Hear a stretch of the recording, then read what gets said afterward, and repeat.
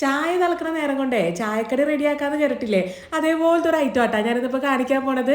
Not the point, ചായ simple ഇട്ടിട്ട് വേണം കേട്ടോ തിളപ്പിച്ചെടുക്കാനായിട്ട്. ഹൈ ഫ്ലെയിമിലൊന്നും വെക്കരുത്, അപ്പോൾ ഐറ്റം റെഡി ആവില്ല. അപ്പോൾ അത് ഉണ്ടാക്കാൻ വേണ്ടിയിട്ടേ അതിൻ്റെ ഒരു മിക്സിയുടെ ജാറിലോട്ട് 3 പീസ് ബ്രെഡ് ഇട്ട് കൊടുക്കുക. ഇതേപോലെ ജസ്റ്റ് ഒന്നാണ് പൊടിച്ചെടുക്കുക. എന്നിട്ട് ഇതിനകത്തേക്ക് ഒരു അരക്കപ്പോളം തേങ്ങയും 2 ഏലക്കയും 1 ടേബിൾ സ്പൂൺ പഞ്ചസാര കൂടെ ചേർത്തിട്ട് പിന്നെ ഇതൊന്നും അങ്ങോട്ട് ഒതുക്കി എടുക്കുന്നുട്ടാ. ഈ കാണുന്ന ഭാഗം കണ്ടില്ലേ?